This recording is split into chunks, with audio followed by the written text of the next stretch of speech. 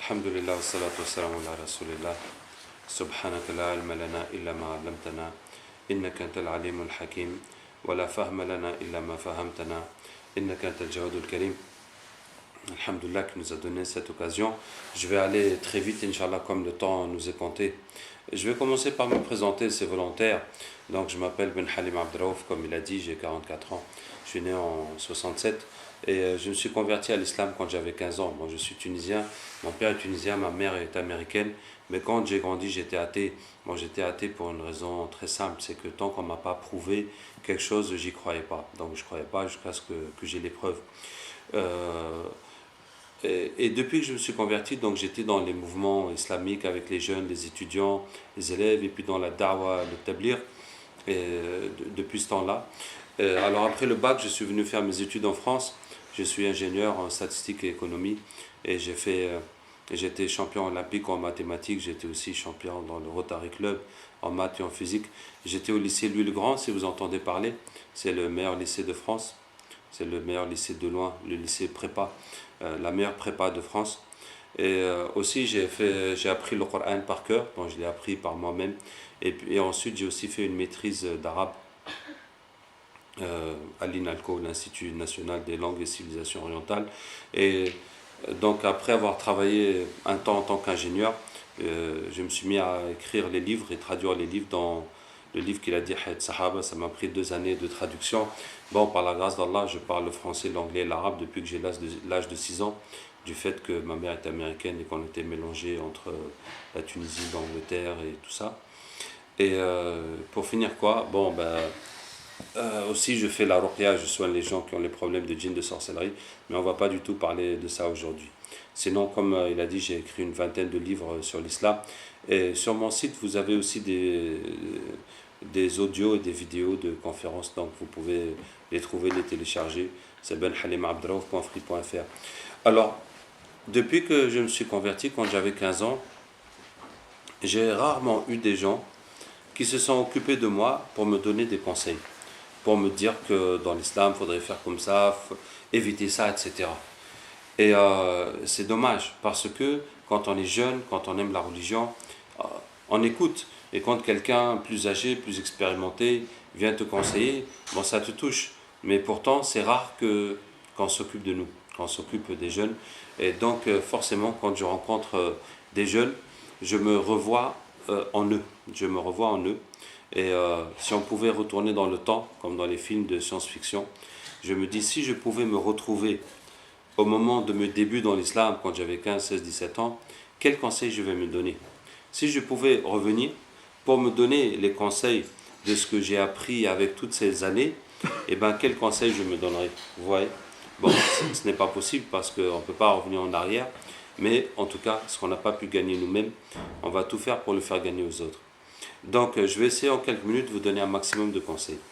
Alors, le premier conseil, comprenez bien, c'est qu'il faut savoir que la religion, c'est pour notre bien dans ce monde et dans l'au-delà. Beaucoup de musulmans pensent que l'islam, la religion, c'est pour gagner le paradis. Mais pour réussir dans ce monde, il faut qu'on se débrouille comme tout le monde. Il faut qu'on ait un bon travail, de l'argent, surtout de l'argent, et puis tout le reste qui va avec. Et donc, ils sont tiraillés. Il faut que je suive quand même l'islam pour gagner le paradis, pour pas aller en enfer, mais il faut aussi que je me débrouille pour avoir assez d'argent, pour avoir une bonne situation, pour que les gens m'acceptent, etc. dans le dunya. Donc on est tiraillé. Et donc on fait un peu de religion, mais pas trop, pour ne pas se retrouver dans trop de problèmes. Et on court un peu après la dunya, mais pas trop, pour ne pas complètement gâcher notre religion. Est-ce que vous voyez? Donc c'est ce concept qu'il faut comprendre qu'il est faux. Et que Allah Ta'ala fait la réussite de l'homme dans la religion. Hein? Allah Ta'ala dit Man amila salihan min dhakarin aw untha wa huwa mu'min, celui qui fait le bien, homme ou femme, en étant croyant, nous le ferons certainement vivre une bonne vie. Et regardez, c'est une équation, parce que je suis un mathématicien par nature, si je puis dire, hein, où Allah nous dit la foi plus les bonnes actions égale la bonne vie. Vous voyez? Et il n'y a pas d'autres conditions. Il n'y a pas à la fois les bonnes actions, mais en plus il faut la santé, ou il faut l'argent, ou il faut les papiers, ou il faut le mariage, ou il faut ceci, cela. Non, il n'y a pas autre chose. Si tu as la foi et tu fais les bonnes actions, Allah t'a promis la bonne vie. Et plus tu as la foi, et plus tu as les bonnes actions, et bien plus ta vie sera bonne. Et si tu vois que ta vie n'est pas bonne comme tu veux, ça veut dire que ta foi et tes actions ne sont pas bonnes comme Allah veut.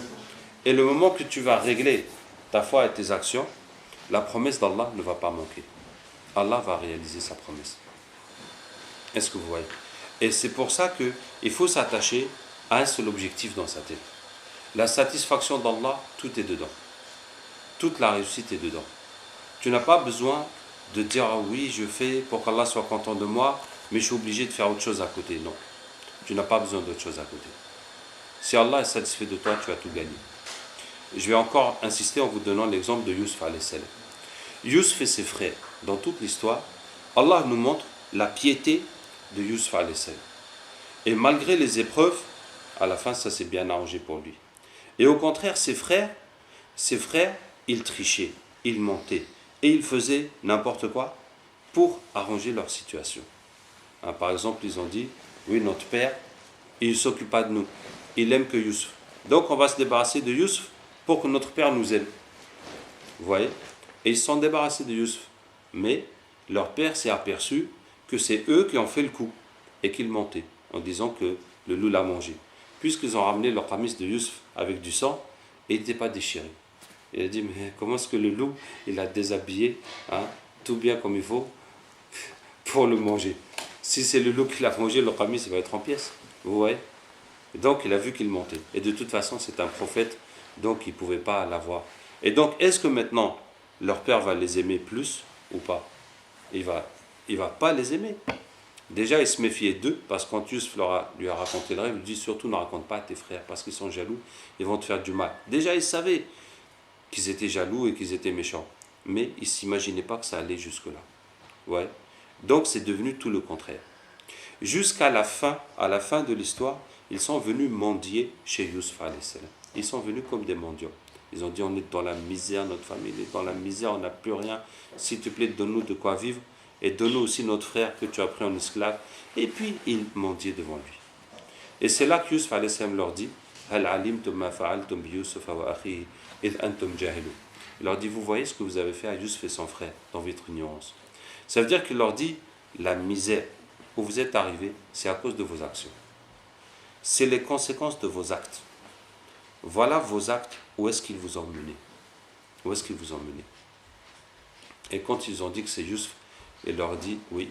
Innahu man yattaqi wa yasbir fa inna Allah la yudhi'u ajra al-muhsinin. Celui qui est pieux et qui patiente, Allah ne perd pas la récompense des bienfaisants. Donc il leur dit voilà la voie de la réussite. Tu es pieux et tu patientes, parce que dans la piété, il y aura des épreuves, il y aura des difficultés, il y aura des gens qui vont se moquer de toi, etc. Et tu dois patienter. Hein?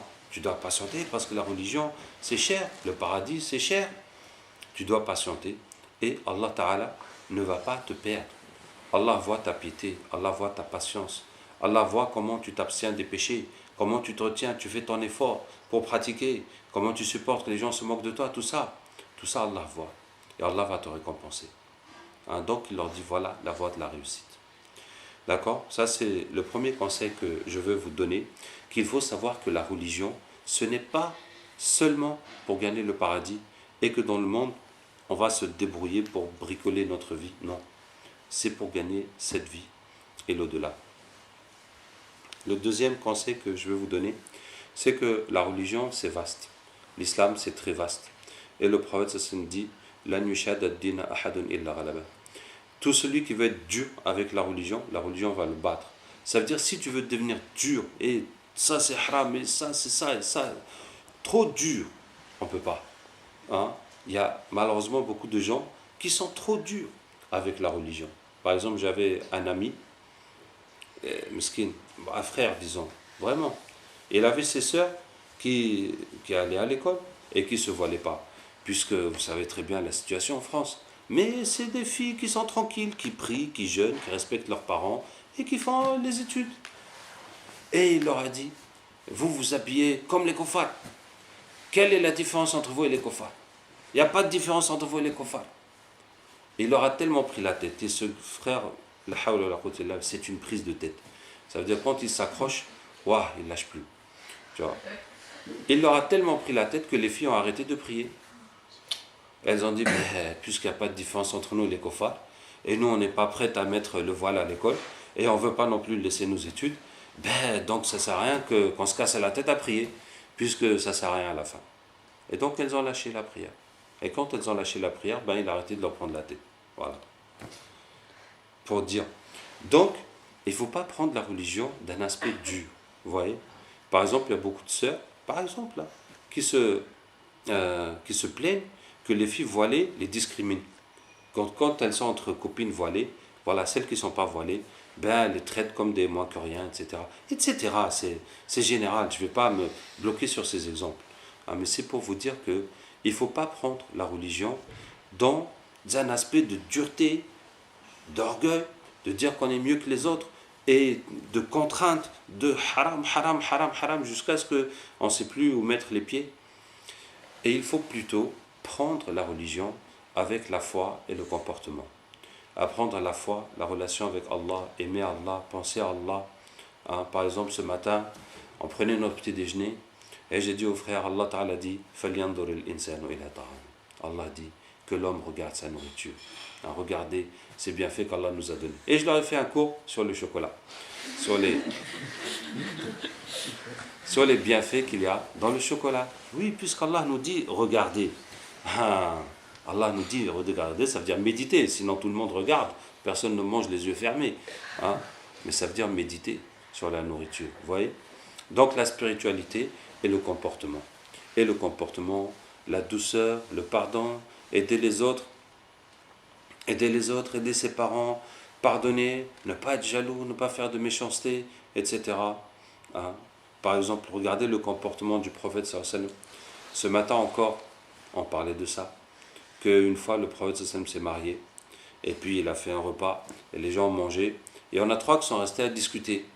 Et le prophète sallallahu alayhi wa sallam, il rentrait, il sortait parce que c'était la maison, et puis il voulait se retrouver avec sa femme, mais les autres ils discutaient. Et le prophète sallallahu alayhi wa sallam n'a pas voulu leur parler, leur dire, mes frères, c'est bon maintenant, allez, c'est fini. Tout le monde est parti, et puis voilà, quelle heure il est, et puis voilà. Non, il n'a rien dit. Il n'a rien dit parce que il ne veut pas les vexer, il ne veut pas les choquer, et puis il est pudique, jusqu'à ce qu'Allah ait descendu dans le Coran. Quand vous avez mangé, dispersez-vous, ne restez pas à discuter. Cela a dérangé le prophète sallallahu alayhi wa sallam, et il avait honte de vous. Il avait honte de vous dire que tu me déranges, c'est bon, allez, tu as fini de manger, c'est bon, vas-y. Il avait honte de le dire. Alors que moi, j'arrive pas à imaginer quelqu'un qui fasse ça. Tu vois, par exemple, on est chez Hassan, voilà, on a fait une discussion, on s'assoit là, comment ça va ça? Et lui, il va rester là. Bon, allez, mon frère, je dois faire autre chose. Il va rester, et nous, on est là, jusqu'à ce que le Coran descende. Tu vois. Je ne peux pas imaginer quelqu'un qui va faire ça. N'importe qui, au bout d'un temps, il va te dire, ouais, mon frère, ça y est, c'est l'heure, il faut y aller maintenant. Il va te dire quelque chose, quoi. Mais le prophète, il ne disait rien. Vous voyez? Il ne disait rien. Jusqu'à ce qu'Allah a descendu ce Coran. Wallahu la yastahi min al-haq. Et Allah n'a pas honte de la vérité. Donc, la deuxième chose que je vous conseille, c'est de prendre la religion par le comportement. Surtout les parents et tous les gens. Ça veut dire qu'il faut que les gens voient l'islam positivement à travers vous. Quand le prophète sallallahu est arrivé à Médine, la première khutbah Jumu'ah qu'il a fait, il a dit Ayyuhan nas, inna Allah qad ikhtara lakum al-islam dina. Allah vous a choisi l'islam comme religion. Fa ahsinu suhbatahu bis-sakha'i wa husn al-khuluq. Tenez-lui bonne compagnie avec la générosité et le bon comportement. Quand tu es musulman, les gens ne voient pas ta prière, ton jeûne, ton dhikr, ton Coran. Mais quand tu es généreux et quand tu as un bon comportement, c'est ce que les gens voient. Et les gens voient que voilà, un musulman, mashallah. Vous voyez, alhamdoulilah, hier soir, je suis arrivé de l'avion comme ça. Dans tout l'avion, j'étais le seul qui était habillé comme ça. Donc ça flash quand même. Ouais. Ça flash quand même. Tu vois. Et quand les bagages sont arrivés, à un moment, les bagages se sont coincés dans la machine. Et ça, la machine buguait. Tu vois. Et puis, personne n'osait toucher. Et je suis rentré, j'ai ouvert le truc, j'ai tiré, sorti les affaires jusqu'à ce que tout s'est débloqué. Ouais, bon, alhamdoulilah. Hein? Donc, parmi ces centaines de personnes qui sont normales, on va dire, personne n'a été capable de le faire. Ouais. Bon, mais même ça, en vérité, je ne le fais pas pour la dawa, zama, pour marquer le coup. Non, on le fait naturellement. On le fait naturellement. Non, comme a dit frère Hassan, qui va sauter le mur? Voilà. Là où tout le monde est bloqué, il faut que quelqu'un saute le mur pour aller de l'autre côté et débloquer la situation. Qu'Allah nous aide. Donc, qu'est-ce que je disais? Le comportement dans la religion. Maintenant, je vais vous conseiller les études. D'être super fort dans vos études. Super fort dans vos études. C'est ce que je vous conseille. Pour plusieurs raisons. Pour plusieurs raisons. D'abord pour la religion. Parce que pourquoi? Parce qu'un jeune qui ne s'occupe pas des études, qu'est-ce qu'il fait? Mais il fait des bêtises. C'est vrai ou pas? Il fait des bêtises. Donc, de toute façon, même pour la religion, les études, c'est une protection. Tu vois? Si tu fais le minimum de tes prières et de tes obligations religieuses, et tout le reste du temps, tu es à fond dans les études, alhamdulillah, au moins ça t'éloigne des bêtises. Déjà dû. Deuxièmement, pour les parents et pour les gens. Hein. Parce que, bon, ce n'est pas votre cas, parce que je sais que si vous êtes au lycée à Averroès, c'est que vos parents l'ont voulu. Mais quand un jeune se met dans la religion, tout le monde regarde ses études. Si maintenant il suit la religion et les études baissent, tout le monde dit stop, stop, stop, la mosquée, stop, on ne veut plus entendre parler de ça. Allez, reviens dans tes études, tout ça. Vous voyez? Mais si c'est le contraire, hein, s'il suit la religion et que ses études augmentent, en tout cas les parents sont contents. Ils vont dire, tu as des problèmes avec tes enfants, envoie-le avec les gens de Jama là-bas, ils vont bien le régler. Moi, depuis que mon fils est avec eux, nickel. Hein? Les études, la religion, le comportement, la douceur, il ne se bagarre plus avec ses frères. Hein? Le soir, je suis tranquille, que s'il est au Jama ou s'il est avec ses potes en train d'étudier, mais je sais qu'il ne fait pas de bêtises. Vous voyez? Ça veut dire que quand tu réussis tes études, tu seras un da'i malgré toi. Hein? Je vais vous donner mon exemple. Alhamdulillah, moi, j'ai toujours été champion dans les études, par la grâce d'Allah Tabaraka wa Ta'ala. J'ai été champion, mais quand je vous dis champion, c'est champion. Parce que... C'est vrai. C'est vrai, par exemple, quand j'ai eu mon bac en Tunisie, quand j'ai eu mon bac, d'abord, j'étais le seul du lycée à avoir mention très bien. Et j'étais le premier de toute la capitale. Et j'étais le premier de l'équipe de Tunisie de mathématiques dans les internationaux olympiques. Et j'étais le premier du concours Rotary à maths et physique. Et voilà. Et puis, alors que c'était l'année noire en Tunisie, ça, en 86, parce que les résultats étaient tellement catastrophiques qu'ils ont fait une session de septembre pour le bac. Quelque chose qui n'a jamais existé. Tu vois. Mais c'est là que j'ai grillé, mashallah. Tu vois. Et ce qui fait que l'année d'après, je suis revenu au mois d'avril pendant les vacances, et je suis allé dans la salle des profs. Et les profs m'ont reçu comme un héros. Vous voyez. C'est pas n'importe quel élève qui a ça. C'est pas n'importe quel élève. Et après, je suis allé visiter l'administration.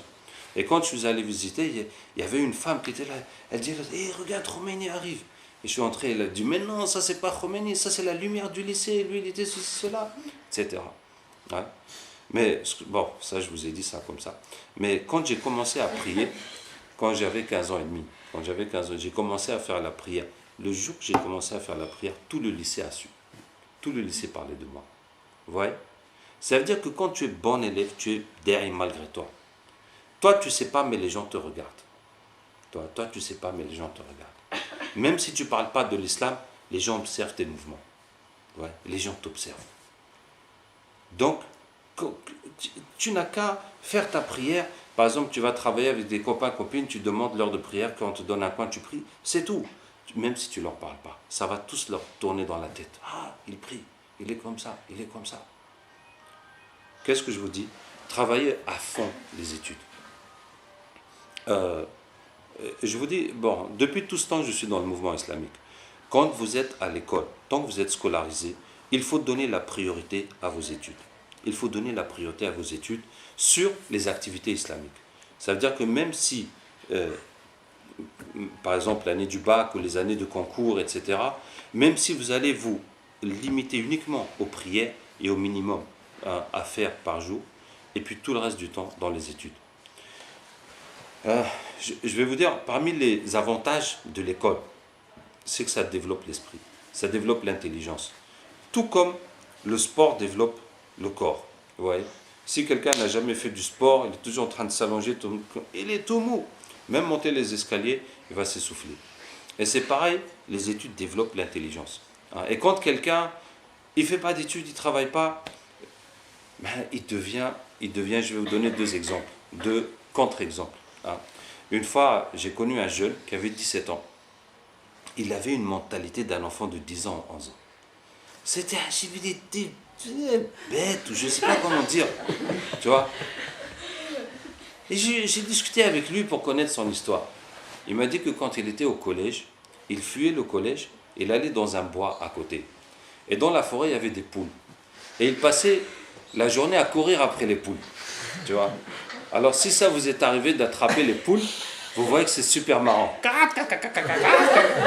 Tu attrapes la poule s'envole, tu lâches la poule, tu t'amuses comme un fou.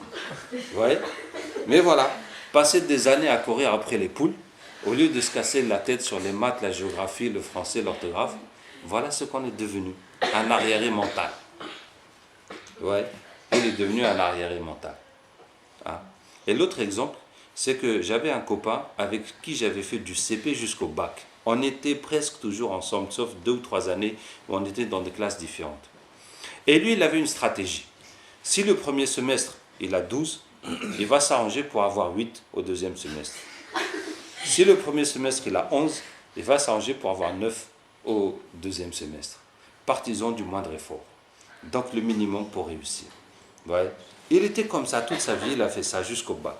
Arrivé au bac, il a triplé son bac. Il a fait 3 fois le bac. Finalement, il a eu. Et puis, il a fait une université, il a échoué. Il a fait une autre université, il a échoué. Donc, sans diplôme, sans rien, qu'est-ce qui s'est passé? Son père travaillait à la banque. Son père a pris sa retraite, il lui a trouvé un poste dans la banque. Donc, il s'est fait pistonner par son père pour se faire prendre à la banque. Et je lui dis, tu fais quoi dans la banque? Il me dit, on est un groupe d'études. Quand les gens viennent demander des prêts pour des projets économiques, nous, on étudie leur projet pour voir s'il est bon ou pas. Je dis, waouh, mais ça, c'est un grand boulot. Hein. Le gars, il veut faire de l'import-export, il veut faire une boulangerie, il veut faire... et puis, vous allez voir, est-ce que ça va marcher par rapport à ça? Il me dit, ouais, c'est ça, en fait. Je dis, ah, machallah. Et après, qu'est-ce qui se passe? Ben, il me dit, après, s'il a un piston, on va lui donner le prêt, puis s'il n'a pas de piston, on ne va pas lui donner le prêt. Donc, ça veut dire que lui, c'est quelqu'un de totalement inutile à la société. Hein, totalement inutile. Ça veut dire que voilà, il est quelqu'un qui ne peut rien apporter. Machaoui, vide. Khaoui. Sans, il n'y a aucune, comment on dit, aucune valeur ajoutée intellectuelle. Il peut rien faire. Il peut rien faire. Ouais. Et c'est un parasite. Il va toucher son salaire toute sa vie parce qu'il est en sécurité dans une banque, alors qu'il ne sert à rien à la société. Ouais. C'est pour ça que je vous dis que les études, même si la chose même que vous apprenez ne servira pas dans ce que vous allez pratiquer comme métier, mais ça vous a servi à développer votre cerveau. Hein. Et c'est très important. Parce que je vous dis, moi qui suis champion olympique en mathématiques, et c'est vrai qu'on n'a pas gagné des millions d'euros avec ça, on nous a donné des cadeaux symboliques, mais je préfère ça que d'être champion de foot ou bien d'être champion du showbiz et de gagner des millions d'euros. Qu'est-ce que vous pensez? Hein, avoir un cerveau 10 fois mieux que les autres, ou bien des jambes 10 fois mieux que les autres, ou bien une belle voix 10 fois mieux que les autres. Qu'est-ce qui fait la valeur d'un être humain? Qu'est-ce qui fait la valeur d'un être humain? Hein? Quand même. Bon, c'est le cœur d'abord, c'est la foi. Hein, mais après la foi, c'est le cerveau, c'est pas les jambes. Qu'Allah nous aide.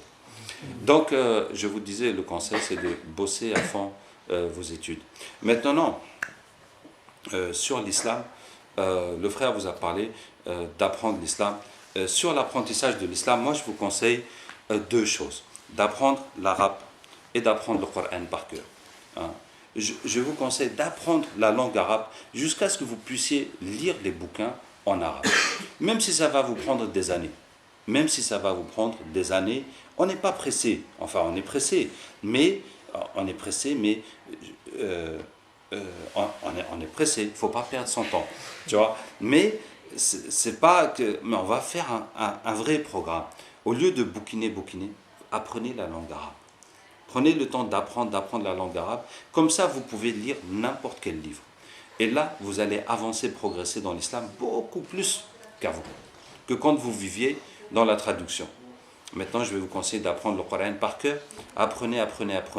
Tout ce que vous apprenez, vous récitez dans vos prières. Parce que si tu te lèves le matin, si tu connais un peu de Alif Lam Mim, de Ayat al-Kursi, de Aman al-Rasoul, tu lis la suite, jusqu'à ce que tu finis. Et puis, tu reboucles comme ça dans tes prières. Et comme ça, tout ce que tu apprends, tu ne l'oublies pas. Bien. Quel conseil encore je vais vous donner? Qu'Allah Tabarak wa Ta'ala nous aide et nous guide. Qu'Allah Ta'ala nous aide et nous guide. Je vais vous parler un peu de la foi. Dis-moi combien de minutes il reste, pour pas que je déborde. Là, tu disais les études, il faut exceller, etc. Oui. Et on n'a pas besoin de parler pour rien que sa réussite et son excellence parle de soi. Ça marche aussi, je veux dire, dans notre société, pas seulement dans les pays musulmans. Tu étais à Paris, tu étais dans n'importe quel lycée quand tu as fait tes grandes études. Oui. En tant que musulman pratiquant, qui excelle dans ses études, ça a laissé une réputation et un impact. Ouais. Non mais, oui. Je me rappelle quand je suis retourné en Tunisie, mon père m'a dit, tu as laissé une légende derrière toi. Tellement que les gens en parlent. Et puis, j'étais au lycée, je vais encore vous en parler puisque vous me poussez. Tu vois. Le lycée Louis le Grand, c'est la meilleure prépa en France. Mais quand je vous dis que c'est la meilleure prépa, c'est pas comme ça et ça et ça. C'est comme ça et ça et ça et puis ça qui est là-bas. Hein, ça n'a rien à voir. Le lycée Louis le Grand, avec les autres lycées, ça n'a aucune comparaison. Et quand on a fait les Olympiades mathématiques de maths, on était l'équipe nationale de Tunisie, d'Algérie, de Maroc, de France, de Liban. On s'est tous retrouvés au lycée Louis le Grand. Vous voyez? On s'est tous retrouvés au lycée Louis le Grand. Ça, par exemple, la Tunisie même, les 4 premiers au bac, ils sont envoyés au lycée Louis le Grand. Bon, j'étais dans les 4 premiers, alhamdoulilah. Mais c'est comme ça. Et donc, pour rentrer là-bas, il faut un minimum de 14 au bac. Au moins une mention bien. Pour ceux qui n'ont pas été envoyés officiellement, qui rentrent individuellement par dossier. Et au lycée Louis le Grand, il y a une stratégie. C'est quoi? Quand les élèves arrivent là-bas, le prof va donner un devoir interminable. Interminable. À faire en 4 heures de temps. Mais même en 8 heures, tu ne peux pas le finir. Tu vois? Et comme parmi tous ces excellents élèves, et il y en a qui sont super excellents, tu vois, c'est en fonction du premier qu'on va mettre le barème. Est-ce que vous voyez? Vous comprenez? Un concours ouvert, c'est comme ça. Bon, pour vous faire court, donc le premier devoir de maths, moi j'ai eu 18,5. Celui qui était le premier du lycée Louis le Grand, il a eu 17. Celui qui était le premier du bac S de France, il a eu 11. Et tous les autres étaient sous la moyenne.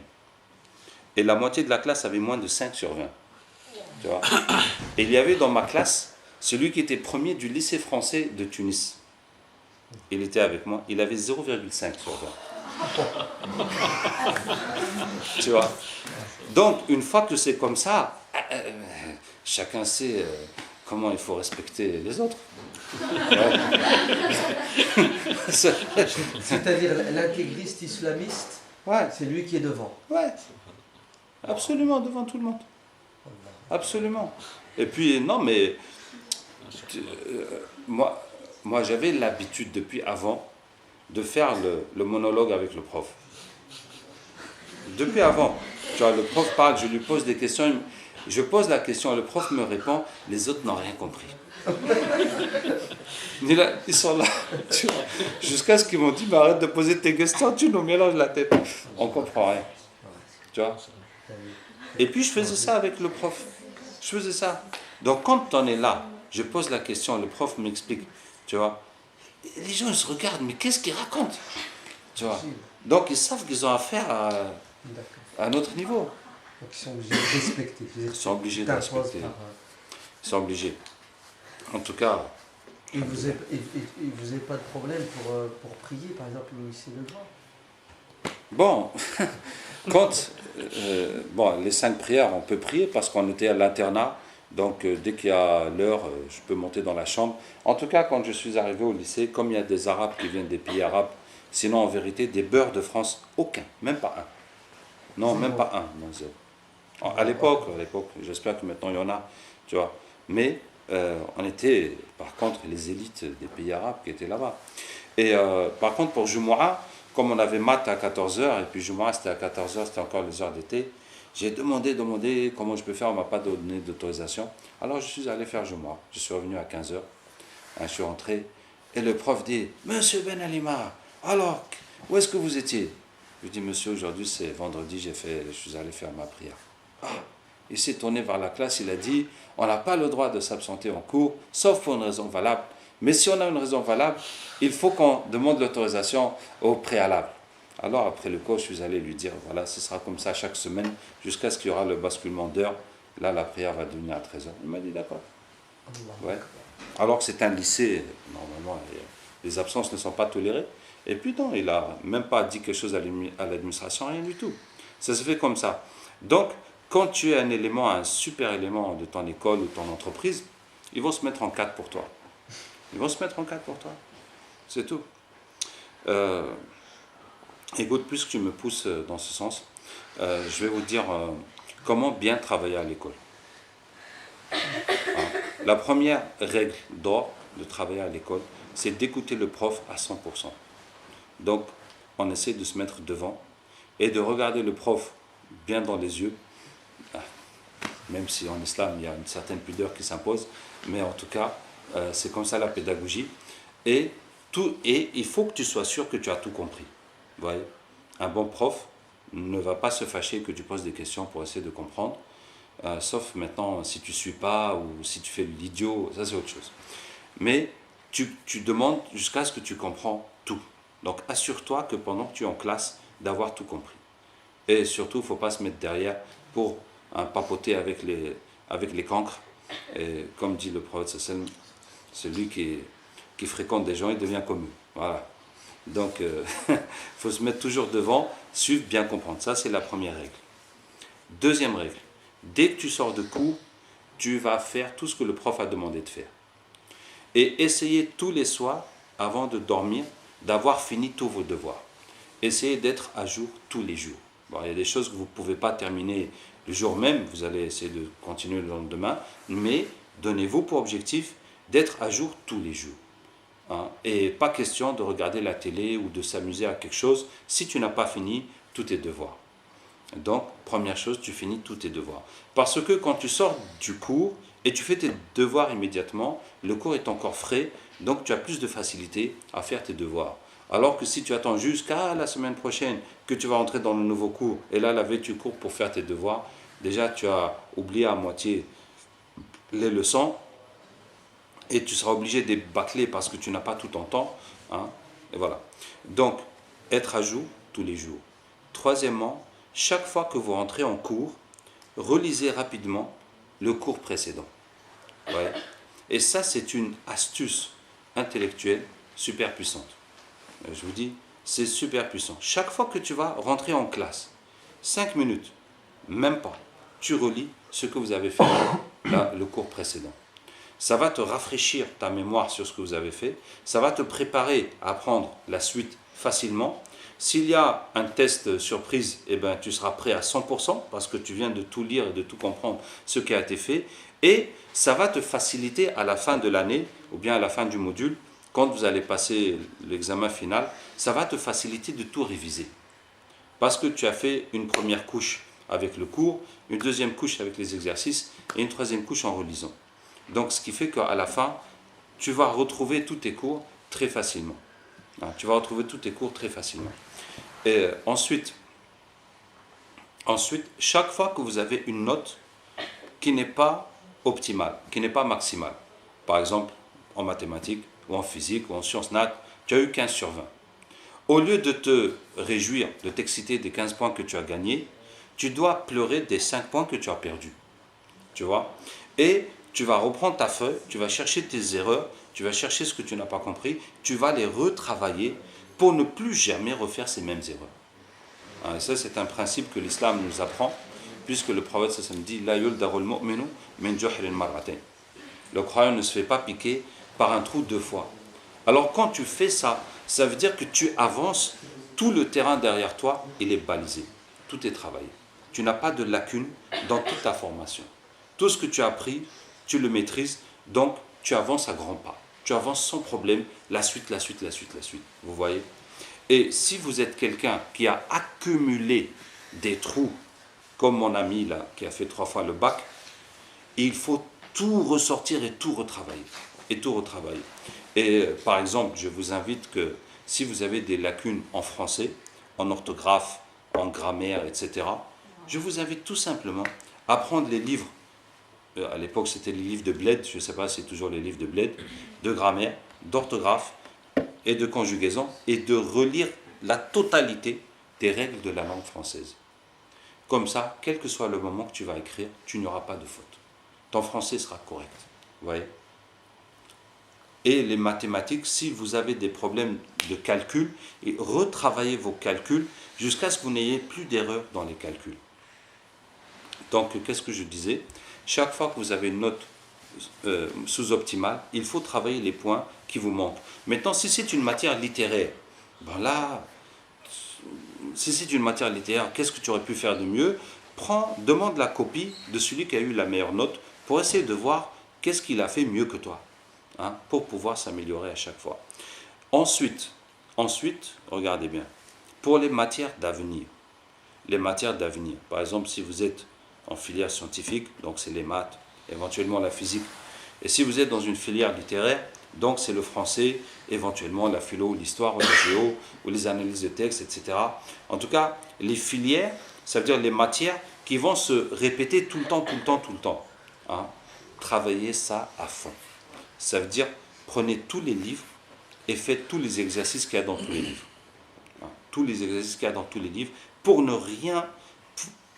pour tout connaître sur cette matière, pour maîtriser totalement. Je vais vous donner un exemple encore.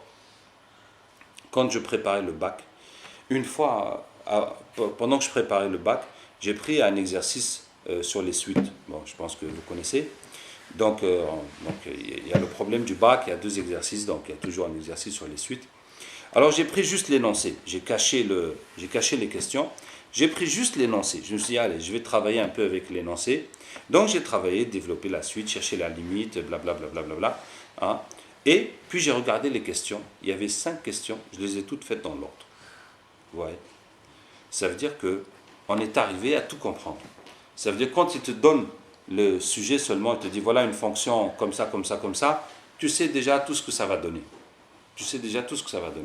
Donc, les questions, toi-même, tu pouvais écrire les questions et puis faire un problème là-dessus. Ouais.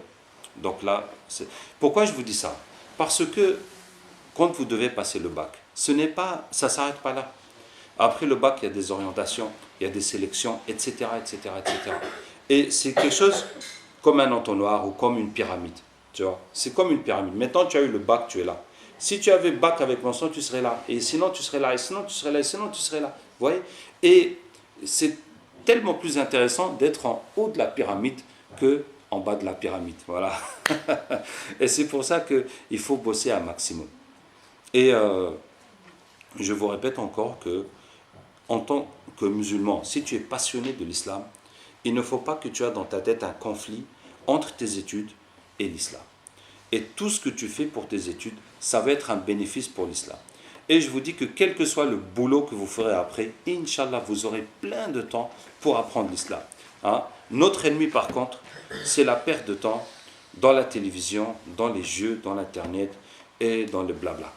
Hein? Et surtout les filles, et vous m'excusez, mais c'est surtout dans le blabla. Hein? C'est surtout dans le blabla. On se réunit avec les copines, pla pla pla pla pla pla pla. C'est le poulailler. La hawla wa la quwwata illa billah. Donc c'est là qu'on perd tout son temps stupidement. C'est vrai qu'on peut faire da'wah comme ça, mais non, il faut quand même s'occuper des études. Et puis après, qu'Allah nous aide. Voilà. Oui. Vas-y, là, tu nous avais donné l'exemple une fois d'un cardiologue au Pakistan. Le fait que comment il gérait son travail par rapport à l'islam. Oui, effectivement.